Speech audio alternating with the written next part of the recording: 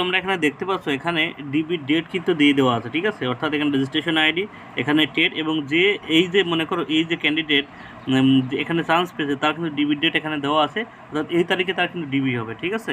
এখানে তো দেখতে তার বাবার নাম দেওয়া আছে, তারপর ইমেল আইডি দেওয়া আছে, ঠিক আছে। তো তোমাদের নাম আছে, তোমাদের ডিবি কবে সেটা কিন্তু ভালো করে দেখে নিও, ঠিক আছে। আমি পিডিএফের ডাউনলোড লিঙ্ক ডিসক্রিপশন বক্সে দিয়ে দেবো, সেখান থেকে দেখে নিও। আর ডিবিতে কী কী ডকুমেন্টস লাগে তার একটা আলাদা ভিডিও বানান দেওয়া আছে, তোমরা তার ভিডিও লিঙ্কও আমি ডিসক্রিপশন বক্সে দিয়ে দেবো, সেটা তোমরা একটু দেখে নিও। তারপরেও এখানে যে কী কী ডকুমেন্টস লাগবে সেটা তোমাদের একটু বলে দিই। এখানে বলা আছে, বলছে all original documents include SSC marksheet, ITI marksheet, certificate, অর্থাৎ ডেট অফ বার্থ প্রমাণের জন্য দেখতে পাচ্ছ বার্থ সার্টিফিকেট, আধার কার্ড, ঠিক আছে, স্কুল লিভিং সার্টিফিকেট লাগবে, ভ্যালিড কার্ড সার্টিফিকেট, ঠিক আছে, অর্থাৎ তোমাদের কার্ড সার্টিফিকেট সেটা কিন্তু সেন্ট্রালাইজ লাগবে, ভ্যালিড অর্থাৎ তোমাদের ওবিসি হো তাদেরও কিন্তু লাগবে, ঠিক আছে।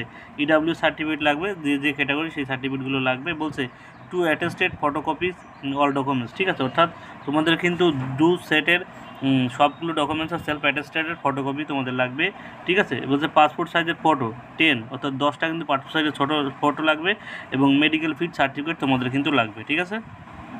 এখানে কিন্তু একটা কথা দেখতে পাচ্ছি এখানে লিখে দেওয়া আছে, তোমাদের ডিবির জন্য কিন্তু 6-7 দিন থাকার জন্য ব্যবস্থা করে দিও, অর্থাৎ টাকা পয়সা নিয়ে যাবো, হয়তো টাইমও লেগে যেতে পারে, ঠিক আছে, অর্থাৎ যে ডেটে হয়তো ডিবি আছে সে ডেটে নাও হতে পারে, তেমনই কিন্তু একটা কথা এখানে লেখা আছে, ঠিক আছে। তোমরা অবশ্যই সেটা একটু টাকা পয়সা বেশি করে নিয়ে যাও যারা চান্স পেয়েছো। এবার কে কন্টেন্টের চান্স পেলে অবশ্যই জানিও।